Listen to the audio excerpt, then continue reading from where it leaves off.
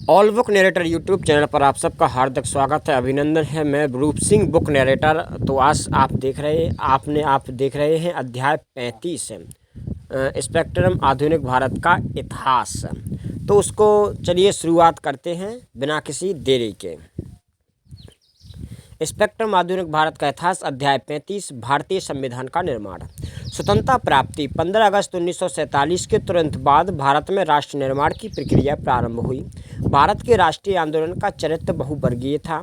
आंदोलन के नेताओं ने आमतौर पर प्रतिनिधि मूलक सरकार के उदारवादी लोकतांत्रिक सिद्धांतों, वयस्क मताधिकार, निर्वाचित संस्थाओं, कानून के शासन, स्वतंत्र न्यायपालिका और व्यक्तियों के समूह के लिए अधिकारों की वकालत की थी।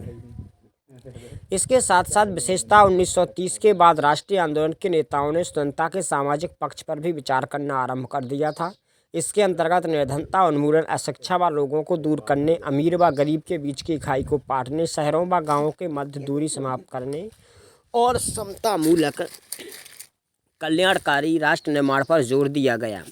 परंपरागत रूप से संविधानवाद की अवधारणा को सीमित सरकार और कार्यात्मक राजनीतिक संस्थाओं की व्यवस्था के रूप में देखा जाता है, परंतु जब तीसरी दुनिया के देशों को स्वतंत्रता मिली तब तक संविधानवाद की अवधारणा सरकार व नागरिकों और राज्य सरकारों के विभिन्न अंगों से परस्पर संबंधों की व्याख्या से विकसित होकर राजनीतिक व्यवस्था के लिए सामाजिक व आर्थिक लक्ष्यों की व्याख्या के रूप में बदल चुकी थी। भारत में राष्ट्रीय आंदोलन के नेताओं महात्मा गांधी, जवाहरलाल नेहरू व सुभाष चंद्र बोस इत्यादि ने समझते हुए कि राजनीतिक स्वतंत्रता भारत के नागरिकों को सामाजिक, आर्थिक व सांस्कृतिक पुनरुद्धार का माध्यम है, राष्ट्रीय आंदोलन के स्वरूप में परिवर्तन लाने की कोशिश की। इसके साथ ही अमेरिका व पश्चिमी यूरोप के पश्चिमी देशों के लोकतंत्र और समाजवाद की बढ़ती लोकप्रियता ने भी भारतीय नेताओं को आकर्षित किया।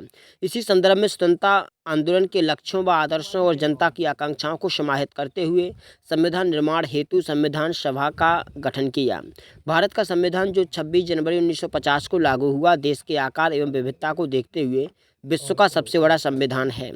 संविधान निर्माण के समय भारत न केवल बड़ा एवं विविधता अपितु अत्यंत विभाजित था और इसलिए इसे इस प्रकार तैयार किया गया जिससे देश एकजुट रह सके। संविधान सभा की पृष्ठभूमि। जब किसी प्रभुता संपन्न लोकतांत्रिक राष्ट्र द्वारा संविधान की रचना का कार्य उसकी जनता के प्रतिनिधि निकाय द्वारा किया जाता है तो संविधान पर विचार करने तथा उसे स्वीकार करने के लिए जनता द्वारा चुने गए इस प्रकार के निकाय को संविधान सभा कहा जाता है।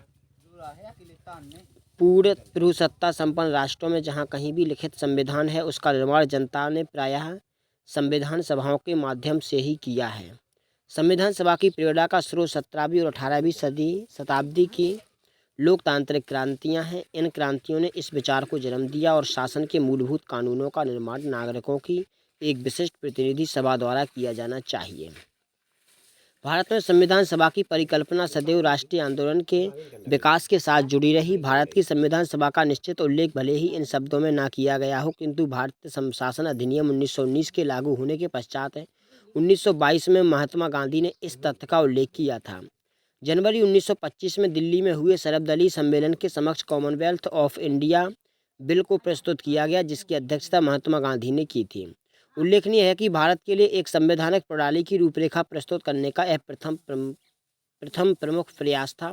19 मई 1928 को बम्बई में आयोजित सर्वदलीय सम्मेलन में भारत के संविधान के सिद्धांत निर्धारित करने के लिए मोतीलाल नेहरू के सभापतित्व में एक समिति गठित की गई। 10 अगस्त 1928 को प्रस्तुत की गई इस समिति की रिपोर्ट को नेहरू रिपोर्ट के नाम से भी जाना जाता है। उल्लेखनीय है कि संसद के प्रति उत्तरदायी सरकार, न्यायपालिका द्वारा परिवर्तनीय मौलिक अधिकार, अल्पसंख्यक वर्गों के अधिकार सहित मोटे तौर पर जिस संसदीय व्यवस्था की संकल्पना 1928 की नेहरू रिपोर्ट में व्यक्त की गई है, इसे लगभग ज्यों का त्यों 21 वर्ष बाद 20 नवंबर 1949 को संविधान सभा द्वारा अंगीकृत स्वाधीन भारत के संविधान में समाविष्ट कर लिया गया। जून 1934 में कांग्रेस कार्यकारिणी ने घोषणा की कि श्वेत पत्र का एकमात्र विकल्प यह है कि वयस्क मताधिकार के आधार पर निर्वाचित संविधान सभा द्वारा एक संविधान तैयार किया जाए। यह पहला अवसर था जब संविधान सभा के लिए औपचारिक रूप से एक निश्चित मांग प्रस्तुत की गई। 1940 के अगस्त प्रस्ताव में ब्रिटिश सरकार ने संविधान सभा की मांग को पहली बार आधिकारिक रूप से स्वीकार किया। भले ही स्वीकृति अप्रत्यक्ष तथा महत्वपूर्ण शर्तों के साथ थी, यद्यपि 1942 का क्रिप्स मिशन पूर्णतः असफल सिद्ध हुआ, फिर भी उसमें संविधान सभा बनाने की बात को स्वीकार कर लिया गया था। अंततः कैबिनेट मिशन 1946 द्वारा संविधान निर्माण के लिए एक बुनियादी ढांचे का प्रारूप प्रस्तुत किया गया। कैबिनेट मिशन ने संविधान निर्माण निकाय द्वारा अपनाई जाने वाली प्रक्रिया को कुछ विस्तार पूर्वक निर्धारित किया, जो इस प्रकार है। पहला, प्रत्येक प्रांत को और प्रत्येक देशी रियासत या रियासतों के समूह को अपनी जनसंख्या के अनुपात में कुल स्थान आवंटित किए गए। स्थूल रूप से 10 लाख के लिए एक स्थान का अनुपात निर्धारित किया गया। इसके परिणामस्वरूप प्रांतों को 292 सदस्य निर्वाचित करने थे और देशी रियासतों को कम से कम 93 स्थान दिए गए। दूसरा, प्रत्येक प्रांत के स्थानों को जनसंख्या के अनुपात के आधार पर 3 प्रमुख समुदायों में बांटा गया। ये समुदाय थे मुस्लिम, सिख और साधारण।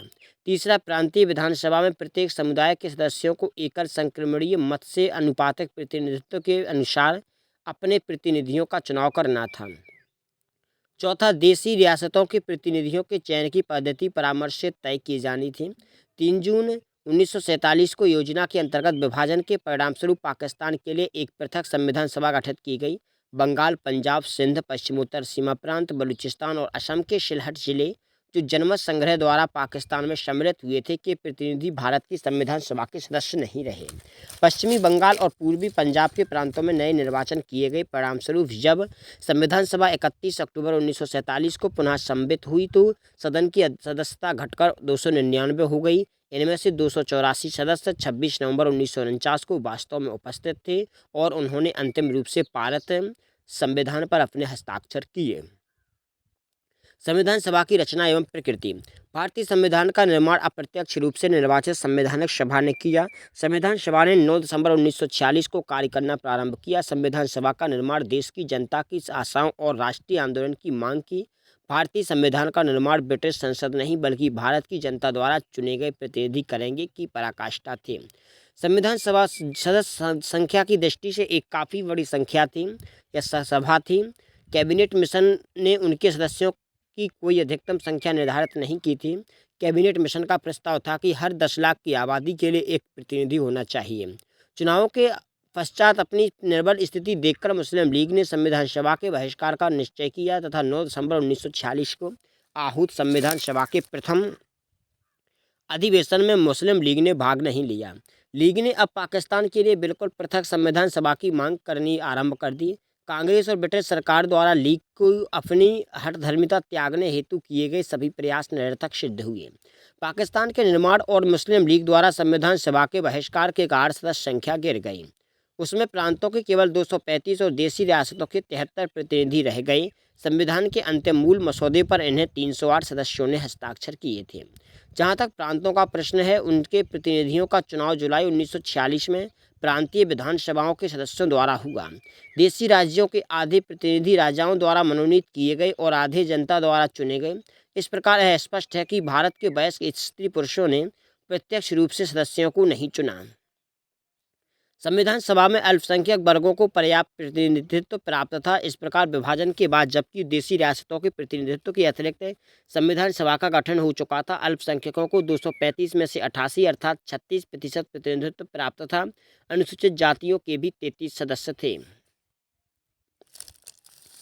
संविधान सभा के सर्वाधिक प्रभावशाली सदस्य थे डॉक्टर राजेंद्र प्रसाद, मौलाना आज़ाद, जवाहरलाल नेहरू, वल्लभ भाई पटेल, डॉक्टर अंबेडकर, गोविंद बल्लभ पंत, NG आयंगर, कृष्णा स्वामी अय्यर, KM मुंशी, आचार्य कृपलानी तथा श्यामा प्रसाद मुखर्जी। संविधान सभा के गठन और उसके द्वारा अपना कार्य प्रारंभ किए जाने के तुरंत बाद संविधान सभा की स्थिति के संबंध में एक विवाद प्रारंभ हो गया। विंस्टन चर्चिल ने संविधान सभा की वैधता को ही चुनौती दे दी। संविधान सभा के ही एक सदस्य AMR जयकर ने भी विचार व्यक्त किया कि संविधान सभा एक संप्रभु संस्था नहीं है और उसकी स्थिति मूलभूत सिद्धांतों एवं प्रक्रियाओं दोनों ही दृष्टियों से मर्यादित है। उनके विचार का आधार यह था कि संविधान सभा कैबिनेट योजना के अधीन अस्तित्व में आई और यह ब्रिटिश संसद की सत्ता के ही अधीन है। यह कैबिनेट मिशन योजना में वर्णित संविधान की मूल रूपरेखा में कोई परिवर्तन नहीं कर सकती है। सभा का आह्वान ब्रिटिश सम्राट के अधिकार पर गवर्नर जनरल द्वारा किया गया था तथा यह अपेक्षित था कि संविधान सभा जो संविधान बनाएगी उसे ब्रिटिश संसद के पास अनुमोदन के लिए भेजा जाएगा। लेकिन संविधान सभा के अधिकांश सदस्यों ने इन प्रतिबंधों को अस्वीकार करते हुए संविधान सभा की संप्रभु सत्ता पर बल दिया। इस अवसर पर बोलते हुए पंडित जवाहरलाल नेहरू ने कहा था, आज़ादी और ताकत के मिलते ही हमारी जिम्मेदारियां भी बढ़ गई हैं। संविधान सभा इन जिम्मेदारियों को निभाएगी। संविधान सभा एक संपूर्ण प्रभुत्व संपन्न संस्था है। यह देश के स्वतंत्र नागरिकों का प्रतिनिधित्व करती है। इस विचार के अनुसार ही संविधान सभा ने अपनी पूर्ण प्रभुता को प्रदर्शित भी किया। प्रथम यह प्रस्ताव पारित किया गया कि ब्रिटिश सरकार या अन्य किसी भी सत्ता के आदेश से सभा का विघटन नहीं होगा। संविधान सभा को उसी समय भंग किया जाएगा जबकि सभा स्वयं 2/3 बहुमत से इस आशय का प्रस्ताव पारित कर दे। द्वितीय, संविधान सभा ने सभा के संचालन की पूर्ण शक्ति अपने निर्वाचित सेनापति को दे दी या सभापति को दे दी। संविधान सभा का प्रातिनिधिक स्वरूप। आलोचकों का कहना है कि संविधान सभा में जनसाधारण के प्रतिनिधि नहीं थे, यानी उसके सदस्यों का चुनाव देश के सभी वयस्क नागरिकों ने नहीं किया था। यह सत्य है कि संविधान सभा के सदस्य वयस्क मताधिकार के आधार पर नहीं चुने गए थे, परंतु इसका यह अर्थ नहीं कि हम इसे प्रातिनिधिक संस्था न माने। संविधान सभा में लगभग सभी संप्रदायों के व्यक्ति थे।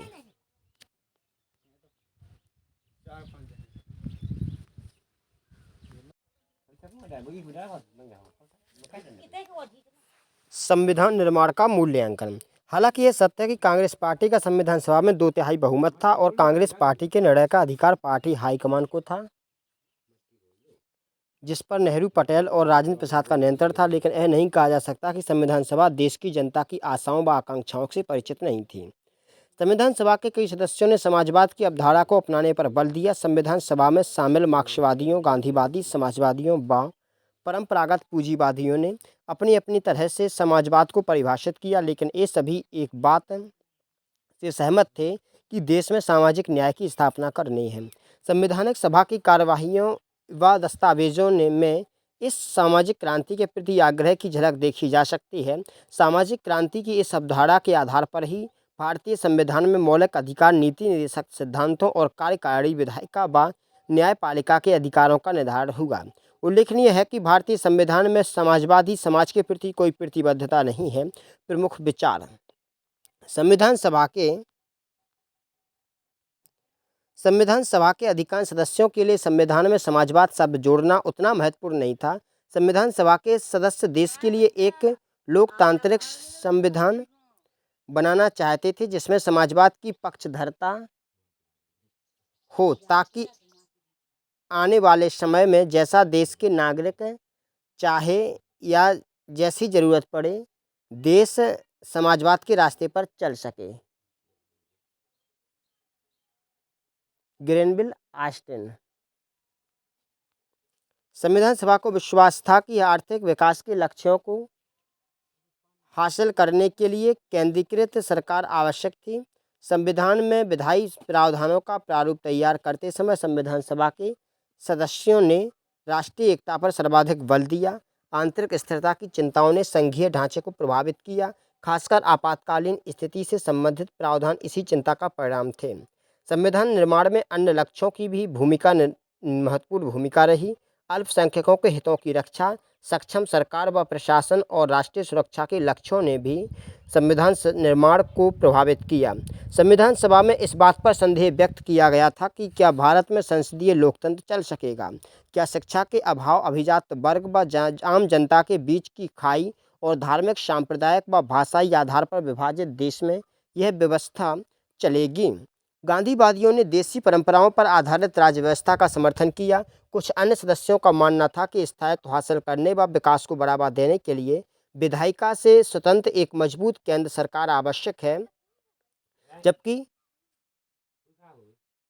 कुछ सदस्यों ने लोकतांत्रिक व्यवस्था का विरोध भी किया।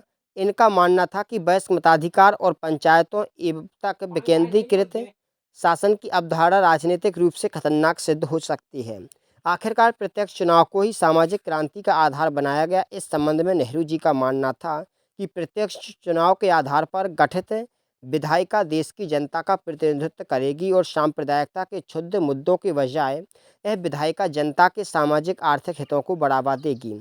संविधान सभा में यह भी कहा गया कि प्रत्यक्ष चुनाव से ग्रामीण समाज की रक्षा करनी संभव होगी। अंततः कहा जा सकता है कि देश के वातावरण, जनता की आकांक्षाओं, राजनीतिज्ञों की सामाजिक पृष्ठभूमि और राष्ट्रीय आंदोलन के दौरान विकसित विचारों के आधार पर संविधान सभा बहुवैचारिक ढांचे के अंतर्गत काम कर रही थी। इसके साथ ही साथ प्रबल नेतृत्व के अभाव और सत्ता हस्तांतरण व विभाजन के बाद उपजी प्रशासनिक समस्याओं के कारण देश का नेतृत्व संविधान सभा में आम राय कायम करने के प्रति सचेत था। इसलिए भारत की भावी राज्य व्यवस्था के बारे में संविधान सभा कई उद्देश्यों को सामने रख कर चली। इस प्रकार से अध्याय 35 खत्म होता है। जय हिंद, जय भारत।